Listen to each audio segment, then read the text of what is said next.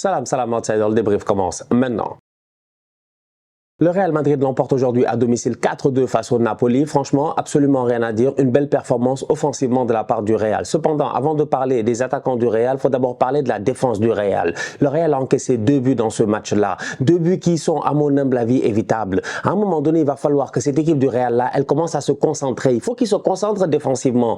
Ils n'ont pas, en début de rencontre, à laisser autant de temps à un joueur comme Kvaratskhelia. Tu lui donnes le temps de frapper, tu donnes le temps de centrer, tu donnes le temps de s'ajuster. Évidemment qu'il va trouver un joueur au deuxième poteau. Il y a des questionnements aussi par rapport au positionnement de certains joueurs. Le deuxième but, mais Ferland Mendy et Toni Kroos, les deux, ils ne peuvent pas discuter ensemble, se parler. Franchement, ils ne peuvent pas se parler. Essayer de voir qui va marquer qui, c'est pas sérieux, c'est pas du tout sérieux. Comment est-ce que tu peux laisser Zambo Anguissa tout seul comme ça dans la défense? Il s'extirpe tout seul. Il va se trouver un genre d'espace. Il n'y a personne qui vient pour essayer de le fatiguer. Il réussit à s'en sortir. Une première frappe, centre contré. La deuxième, il n'y a toujours pas l'agressivité qu'il faut pour sortir sur lui. Il réussit à fusiller le gardien. Donc le Real gagne aujourd'hui 4-2. Cependant, il y a 2 buts qui sont encaissés qui, à mon humble avis, sont évitables. Cette équipe-là doit quand même de temps en temps se gérer. Bon, maintenant, offensivement parlant, c'était un festival.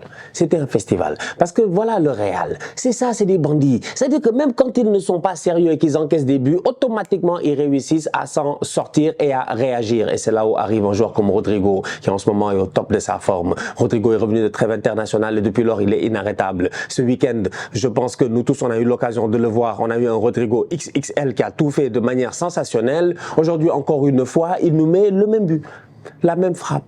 La même frappe que ce week-end. Rodrigo qui en profite, qui rentre une fois, 2 fois et qui arme le ballon en pleine lucarne. Donc un Real qui réagit très bien, qui réagit très vite. Tu as des joueurs qui, offensivement parlant, franchement, réussissent à bien combiner. Brahim Diaz, Bellingham, ça joue très bien. Jude Bellingham, sensationnel. Il n'y a absolument rien à dire. En fait, le boy là aussi, il abuse. Lui aussi, il est trop fort. Il est trop fort. Il est trop fort. On est fatigué. On n'a plus de superlatifs. On n'a plus d'adjectifs. On n'a plus de mots, de vocabulaire pour essayer de décrire Jude Bellingham. Il est là avec ses prédateurs, on aurait dit Zidane. Mais en fait, c'est une réincarnation ou quoi? C'est quoi ça? La passe qu'il donne à ce tocard de Rossellou, elle est sensationnelle. Mais elle est sensationnelle. La course qu'il fait sur la passe de Alaba, elle est sensationnelle. En fait, le Real aujourd'hui, offensivement parlant, ils ont tout bien fait. Ils auraient pu même marquer plus de buts. Franchement, si ce n'était Rossellou, mais je vais venir sur son cas. Mais offensivement parlant, ça a tellement bien joué. Brahim Diaz, Rodrigo, Bellingham, des belles combinaisons, un Bellingham pertinent, un Bellingham buteur, un Bellingham passeur décisif, un Bellingham qui est juste partout, tout simplement partout. Il sait tout faire ce gamin-là. Il sait tout faire. Depuis le début de la saison, il est juste intouchable. Franchement, c'est-à-dire que c'est quand même le Real Madrid, quoi. C'est quand même le Real Madrid. On va faire le parallèle rapidement avec Rossellou. Le maillot, il est lourd. Le maillot du Real, il est lourd. Il n'est pas fait pour n'importe qui. On prend Rossellou, on lui dit, c'est toi le numéro 9. Karim Benzema est parti. Il n'y a personne. C'est toi qui dois te gérer. Essaie de faire le maximum que tu peux. Il passe son temps à rater. 1, 2, 3, il rate. Ce week-end, il a raté des occasions qu'on ne pouvait même pas imaginer. On dirait que le boy, il a bugué. Au lieu de toucher le ballon, il laisse le ballon sortir. Aujourd'hui, combien d'occasions il a raté? Avant de marquer et de demander pardon. Pardon pour aller où, s'il te plaît? C'est à nous de te demander pardon, s'il te plaît. Marque des buts. Donc, c'est-à-dire que tu peux pas... Le match est bon. Le match est bon. Offensivement, il se gère, il se crée des occasions, cette équipe du Real là. Malheureusement, au niveau de la finition, ils ont peiné parce que Rossellou a passé son temps à rater. Mais c'est incroyable, c'est incroyable. Le ballon est arrivé, mes genoux, même quand il ne fait pas exprès, je pensais que le ballon allait rentrer. Le ballon n'est pas rentré, il passe au-dessus de la barre transversale. C'est vraiment incroyable en fait. Un Rossellou attaquant de première catégorie, un Bellingham au top de sa forme sensationnelle, un Rodrigo qui continue sur sa lancée, qui en l'absence de Vinicius est en train de faire un très très beau travail en ce moment. Franchement, globalement, une très belle équipe du Real Madrid qui l'emporte aujourd'hui 4-2 face au Napoli. Le Real qui a 15 points, le Real qui se gère, qui finira premier du groupe. Vu que Arsenal aussi finira premier du groupe, on n'aura pas d'Arsenal Real Madrid. Tant mieux. Non, c'est des bandits, vous les connaissez, les marcheurs blancs. Mardi, mercredi soir, ils sont presque injouables. Aujourd'hui, ils ont fait le travail. Bien joué de leur part. Beaucoup de blessés au niveau du Real en ce moment. Cependant, au milieu de terrain, quand même, les gars sont en train de se gérer. Parce que quand tu n'as pas Camavinga, tu n'as pas Tchouaméni, tu n'as pas Luka Modric, tu as quand même des joueurs très importants qui ne sont pas là. Cependant, aujourd'hui, Dani Ceballos, on lui a donné sa chance. Il ne fait pas un si mauvais match que cela. Mais je pense qu'un joueur qui n'a pas autant de rythme, un joueur qui n'a pas l'habitude de jouer, ça peut être compliqué quand tu le lances dans certains matchs. Surtout quand tu as l'intensité que le Napoli réussit à mettre au milieu de terrain et l'agressivité aussi. Donc Dani Ceballos ne fait pas un match extraordinaire. Il sort au profit d'un Joselu qui rentre et comme j'ai dit tout à l'heure, on va pas être là à se répéter, qui est un rattaquant, qui ne se gère pas. Au milieu de terrain, Fede Valverde, très bon match de sa part, grosse activité, il a été bon, il a fait l'abattage qu'il fallait. À côté, il y avait Toni Kroos aussi qui a fait valoir son expérience. Maintenant, le problème, il est simple, c'est que de temps en temps, sur les transitions, le Real peut paraître vulnérable. C'est là où je dis que défensivement parlant, il faut que cette équipe-là, elle se gère et qu'elle se concentre. C'est pour cela que j'ai commencé mon débrief par cela. Ils n'ont pas beaucoup d'options défensivement parlant. Tu as Nacho Fernandez qui peut sortir du banc, donc il va falloir que les gars ils restent sereins, ils restent constants, ils restent calmes. Il va falloir qu'ils évitent aussi de temps en temps des gestes ou comme, je pense, Rudiger, qui à un moment donné, tu vois,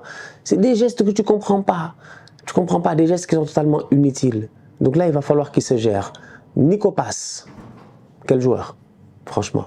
Marquer ton premier but comme ça en Ligue des Champions, un soir comme ça de Ligue des Champions, face au Napoli, ce genre de but-là, où tu te retournes, tu donnes le lead, l'avantage à ton équipe 3-2, dans un match où tu as un Joselu qui, encore une fois, de peur de se répéter, passe son temps à rater, est un rattaquant, ben Nico Pass vient délivrer les gars d'une très belle frappe. On peut dire que le gardien ne s'est peut-être pas géré parce qu'il aurait peut-être pu faire un peu mieux.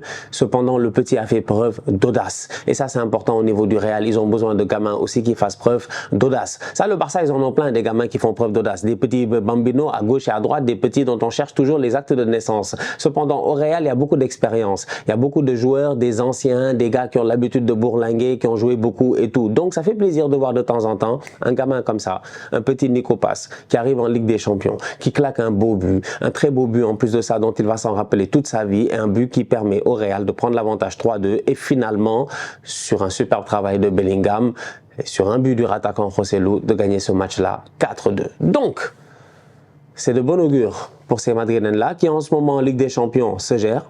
En championnat, il se gère. Girona tient la cadence, mais le Real se gère. J'ai envie de dire que malgré tous les blessés, les Madrilènes sont en train de faire quand même un travail qui est respectable. Maintenant, on va voir s'ils vont tenir. Ça, c'est la question qu'on se pose nous tous, franchement. Parce qu'à un moment donné, je sais pas. L'infirmerie, elle est pleine encore pour un bon petit bout de temps. Donc, j'ai hâte de voir comment l'équipe va se gérer et j'ai hâte de voir comment ils vont se gérer durant le mercato de janvier. Est-ce qu'ils vont aller chercher des renforts? Est-ce qu'ils vont chercher... Parce que tu peux pas continuer comme ça avec Joselu, quoi. Tu vois, aujourd'hui, c'était Naples, mais il y a des adversaires plus compliqués, plus difficiles en Ligue des Champions. Je pense que nous tous, on le sait. Tu as besoin d'un attaquant qui est en confiance. Pas d'un attaquant qui rate tout et à tout va. Il rate des choses que tu comprends pas. Quand même, nous, on est des tocards, on est chez nous, on est d'accord, franchement. Mais lui, c'est un professionnel. Quand même, Joselu, quand même. Hein? Il a marqué, Joselu, l'année passée, il a marqué 14-15 buts. C'est un joueur respectable. Il y a certaines occasions, mais quand même, certains moments, il ne doit pas rater. Que si c'est compliqué, ok, mais cette occasion, il n'a pas raté. Et là, il n'est vraiment pas en confiance. Et je ne comprends pas pourquoi il n'est pas en confiance, parce qu'il n'y a même pas de pression. Il n'y a personne pour lui mettre la pression. Il n'y a personne d'autre. Il n'y a même pas de numéro 9. Le numéro 9 même a été suspendu pour la saison. Quand même, Joselu, gère-toi. Du côté du Napoli, normalement, la qualification devrait être assurée lors de la dernière journée. Naples, quand même, ça a été compliqué cette saison. Rudy Garcia, il est venu. Il y a eu un tout petit peu de bordel. Ça s'est pas entendu entre certains cadres du vestiaire et puis le coach. On a vu des images, les Osimhen, tout ça, les gars qui sortent à un moment donné de certains matchs et ils sont fâchés. Donc, du coup, c'est un Naples quand même qui doit se remettre en forme, qui doit se remettre mentalement dans le game. Aujourd'hui, ils ont fait un match qui était quand même, à mon humble avis, décent. Le Real a été meilleur, mais le match n'était pas mauvais. Le match n'était pas mauvais. Ça fait plaisir de voir Kvaratskhelia retrouver son niveau, le niveau sur lequel il nous avait bluffé la saison passée. À un moment donné, il avait été porté disparu un tout petit peu, mais là, ces derniers temps, il est en train de revenir. Osimhen, sa rentrée, elle n'est pas mauvaise. Il aurait pu claquer son but, mais il a été hors jeu. Il se gère pas au départ du ballon, mais bon, ça reste quand même un très bon attaquant et tu le vois dans sa finition. Tu as vu la finition lorsqu'il est hors jeu? Tu as vu la frappe qu'il met?